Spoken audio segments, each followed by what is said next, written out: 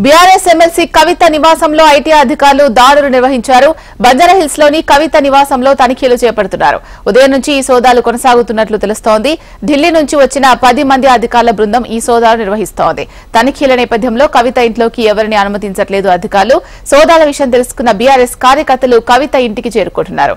ఇక దీనికి సంబంధించి మరింత సమాచారం అందించడానికి మా ప్రతినిధి రమణ లైవ్ లో సిద్ధంగా ఉన్నారు.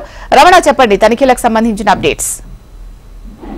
అంటే ఓవైపు సుప్రీంకోర్టులో ఏదైతే మద్యం కుంభకోణంకి సంబంధించిన విచారణ కొనసాగుతున్న నేపథ్యంలోనే ఇక్కడ ఢిల్లీ నుంచి వచ్చినటువంటి ప్రత్యేక బృందాలు ఏడీతో పాటు ఐటీ రెండు బృందాలు కూడా ఉదయం నుంచి కవిత నివాసాల సోదాలు కొనసాగిస్తున్నాయి. ఈ సోదాలు కొనసాగించడం ఇప్పుడు తర్వాత చర్చనీయాంశంగా మారింది. ఎందుకంటే ఈ కేసుకు సంబంధించి తనకు సంబంధం లేదంటూ కవిత అసలు ఈ కేసులో ఎలాంటి చర్యలకు పాల్పడద్దంటూ కూడా కోర్టును ఆశ్రయించింది. కోర్టును ఆశ్రయించిన నేపథ్యంలో విచారణ కొనసాగుతుండగానే ఈ రెండు బృందాలు కూడా ప్రస్తుతం నివాసంలో కవిత నివాసంలో ఉదయం నుంచి ఈ సోదాలు కొనసాగిస్తున్నాం అనేది ప్రత్యేకంగా చెప్పుకోవాల్సి ఉంటుంది.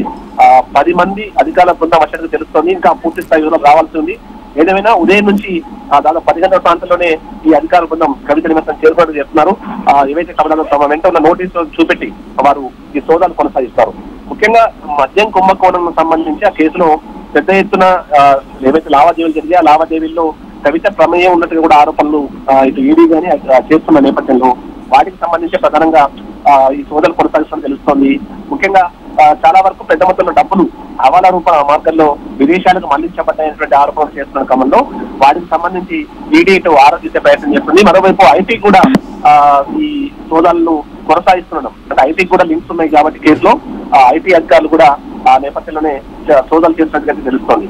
ఏదేమైనా ప్రస్తుతం 10 మంది అధికారుల బృందాన్ని అయితే విస్తృతంగా సోదాలు కొనసాగిస్తుంది. ఈ సందర్భంగా కవిత నివాసానికి ఎవరు వచ్చినా వారిని లోనికి అలో చేయడం లేదు. పూర్తిగా అధికారులు తమ ఆధీనంలోకి నివాసాన్ని తీసుకున్నారు. కవిత సమక్షంలోనే ఈ సోదాలు అయితే ప్రస్తుతం కొనసాగుతున్నాయి. ఎంతసేపటి నుంచి ఈ తనిఖీలు కొనసాగుతున్నాయి? ఇప్పటి వరకు అధికారులు కవిత దగ్గర నుంచి ఏమైనా స్వాధీనం చేసుకోవడం జరిగిందా? అంటే పూర్తి స్థాయి సమాచారం అయితే రావాల్సింది. కానీ ఉదయం 10 గంటలకు టీం వచ్చేందుకు తెలుస్తోంది. ముందు ఈడీ ఆ తర్వాత ఐటీ ఇద్దరు కూడా వచ్చేసి కవితకి తమ సంబంధించినటువంటి ఏవైతే కేసు సంబంధించి ఆ చర్చకు సంబంధించిన నోటీసులు చూపెట్టి ఆ నోటీసులు చూపెట్టిన తర్వాతే కవిత చర్చకు అనుమతించడం తెలుస్తోంది. అంటే ఓవైపు కేసు ఉన్న నేపథ్యంలో కోర్టులో ఈ రోజు విచారణ సాగుతున్న నేపథ్యంలో మరి ఏ కారణాలు చూపెట్టారన్న విషయంలో కూడా కొంత స్పష్టత రావాల్సి ఉంది. ఏదేమైనా లిక్కర్ స్కామ్ సంబంధించిన కేసులోనే ఈ సోదాలు కొనసాగిస్తున్నట్టుగా మనకు తెలుస్తోంది. పెద్ద మొత్తంలో ఇప్పుడే ఈ విషయం తెలుసుకున్నటువంటి కార్యకర్తలు కూడా కవిత నివాసం చేరుకుంటూ ఉన్నారు. ముందు నుంచి కూడా ఈ కేసుకు సంబంధించి చూస్తున్నాం. దేశవ్యాప్తంగా కూడా తీవ్రమైనటువంటి సంచలనంగా మారింది. రాజకీయంగా ఇది కేవలం రాజకీయ దురదృష్టితోనే ఈ కేసు నమోదు చేసిన ఆరోపణ ఇటు ప్రతిపక్షాలు చేస్తున్నాయి. ముఖ్యంగా అది ఢిల్లీ కేజ్రీవాల్ కూడా వరుస నోటీసులు కంటిన్యూ అవుతున్నాయి. అతను మాత్రం విచారణకు హాజరు కావడం లేదు. సేమ్ కవిత కూడా అదే మాట రిపీట్ చేస్తూ ఉన్నారు. కేవలం రాజకీయ దురుద్దేశంతోనే ఈ కేసును తమని బదాయించారు. తనకు సంబంధం అసలు ఈ కేసుతో తనకు ఎలాంటి సంబంధం లేని ఆరోపణ కూడా ఆమె కూడా చేశారు. దీనిలో భాగంగానే ఆమె సుప్రీంకోర్టు కూడా ఆశ్రయించారు. సుప్రీంకోర్టులో ప్రస్తుతం కేసు ఉన్న నేపథ్యంలో అసలు విచారణ ఏ విధంగా కొనసాగిస్తారు, ఈ చర్చస్ ఎందుకు కొనసాగిస్తారనే విషయాన్ని కవిత ప్రశ్నిస్తున్నారు. అయితే ప్రత్యేకమైన సెర్చ్ వారెంట్ తోనే వచ్చినట్టుగా తెలుస్తోంది. అధికారులు సెర్చ్ వారెంట్ లేకుండా అయితే తనిఖీ చేయడానికి ఆస్కారం ఉండదు. ఆ సెర్చ్ వారెంట్ తోనే మొత్తంగా కోర్టు అనుమతితోనే అధికారులు వచ్చినట్టుగా అయితే మనకు ప్రాథమికంగా సమాచారం. మరి కాసేపట్లో దానికి సంబంధించి పూర్తి స్థాయిలో మనం వివరాలు తెలిసే అవకాశం ఉంది. మొత్తం మీద 2 వాహనాల్లో అధికారులు చేరుకున్నట్టుగా చెప్తున్నారు. ఉదయం 10 గంటల నుంచి ఈ సోదాలు ప్రస్తుతం కొనసాగుతున్నాయి. ఎందుకంటే ఇంతకుముందు చెప్పినట్టుగా కవిత కూడా అక్కడే కవిత సమక్షంలోనే ఈ సోదాలు కొనసాగుతున్నాయి. రైట్, తనిఖీల నేపథ్యంలో కవిత ఇంట్లోకి ఎవరినైతే అనుమతించట్లేదు అన్నట్టుగా తెలుస్తోంది. మరి భారీ ఎత్తున కార్యకర్తలు అయితే కవిత ఇంటి వద్దకు చేరుకుంటున్న పరిస్థితి ఏర్పట్టుగా తెలుస్తోంది. కార్యకర్తలు ఏమంటున్నారు? ఎంత మొత్తంలో అక్కడ ఏమైనా ఘర్షణ వాతావరణం కానీ ఉద్రిక్త వాతావరణం కానీ ఏర్పడే అవకాశం ఉందా? మరి ఎట్లా ఉంది ప్రస్తుతం అక్కడ పరిస్థితి? అంటే ఇప్పుడిప్పుడే మీడియా ద్వారా సమాచారం అందుకున్న కార్యకర్తలు అయితే ఇప్పుడు ఇక్కడికి కవిత నివాసం వద్ద చేరుకుంటారు. కానీ బాధితులను ఏర్పాటు చేసి ఎవరిని కూడా కవిత నివాసం వైపు వెళ్లకుండా పూర్తి అడ్డుకునే ప్రయత్నం జరుగుతోంది. మొత్తం మీద అంటే కొంత ఆందోళన వ్యక్తం చేస్తున్నారు. వారు కూడా అదే అంటే రాజకీయంగా కేవలం ధోరణిలో భాగంగానే కక్ష సాధింపు ధోరణిలో భాగంగానే ఈ సోదాలు చేస్తున్న ఆరోపణ కూడా కార్యకర్తలు చేస్తున్న పరిస్థితి కనిపిస్తోంది. ఇక ఎప్పుడైతే ఈడీ ఐటీకి సంబంధించిన అధికారులు సోదాల కోసం వచ్చే సందర్భంలోనే వారు లోకల్ పోలీసులకు కూడా సమాచారం అందిస్తారు. ప్రోటోకాల్ వారికి సమాచారం అందిస్తారు. కాబట్టి అక్కడ స్థానికంగా ఉన్న బంజారా పోలీసులు ఇక్కడ బందోబస్తు సంబంధించి ఏర్పాటు కూడా చూస్తున్నారు. ప్రస్తుతం ఇప్పుడిప్పుడే సమాచారం అందుతున్నట్టు కార్యకర్తలు అయితే మెల్లిమెల్లిగా నివాసం వద్ద చేరుకుంటుండడంతో పరిస్థితి అంటే అదుపు తప్పకుండా పూర్తి స్థాయిలో అధికారులు కూడా అప్రమత్తం ఉన్నారు. దాదాపు కవిత నివాసానికి ఏదైతే దాదాపు 1 కిలోమీటర్ దూరం వరకు ఎవరిని కూడా లోపలికి అనుమతించలేదు. ఇక్కడ బారికేడ్ ఏర్పాటు చేశారు.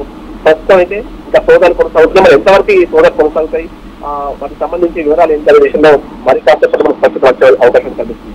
ఏదేమైనా దేశవ్యాప్తంగా సంచలనం చేస్తున్న ఈ కేసు ఈ రోజు దీనికి సంబంధించిన స్పష్టత వచ్చే అవకాశాలు తెలుస్తున్న నేపథ్యంలో అంటే సుప్రీంకోర్టు ఆ జడ్జిమెంట్ ఇస్తుందనేటువంటి వార్తలు వస్తున్న నేపథ్యంలో ఈ విధంగా చర్చ జరగడం మాత్రం ఖచ్చితంగా ఇది చర్చ చెప్పాలి. రేపే వైపు లోక్సభకు సంబంధించిన మనకు ఎన్నికలకు సంబంధించిన నోటిఫికేషన్ షెడ్యూల్కి సంబంధించి వివరాలు రాబోతున్నాయి. ఇలాంటి పరిస్థితుల్లో ఈ చర్చలు ఏవైతున్నాయో ఖచ్చితంగా రాజకీయంగా తీవ్ర దుమారం చేస్తున్నాయని మాత్రం భావించాల్సి ఉంటుంది. ఈ తనిఖీలు కవిత నివాసంలో మాత్రమే కొనసాగుతున్నాయా లేదా కవితకు సంబంధించిన రిలేటివ్స్ కానీ ఎవరైనా ఆఫీసెస్ కానీ అక్కడ కూడా తనిఖీలు చేస్తున్నారా? ప్రస్తుతం ఉన్న సమాచారం మేరకైతే కవిత నివాసంలోనే ఈ సోదాలు కొనసాగుతున్నాయి.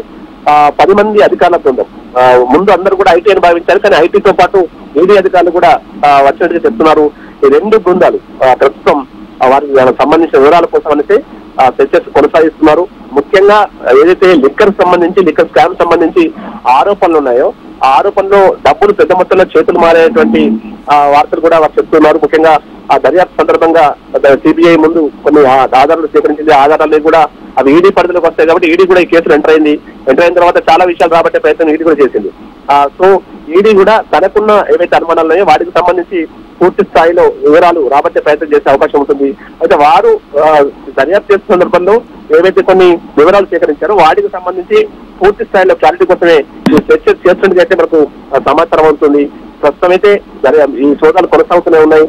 10 మంది అధికారుల బృందం ప్రస్తుతం నిశ్చితంగా కవిత నివాసంలో సోదాలు కొనసాగిస్తున్నాయి.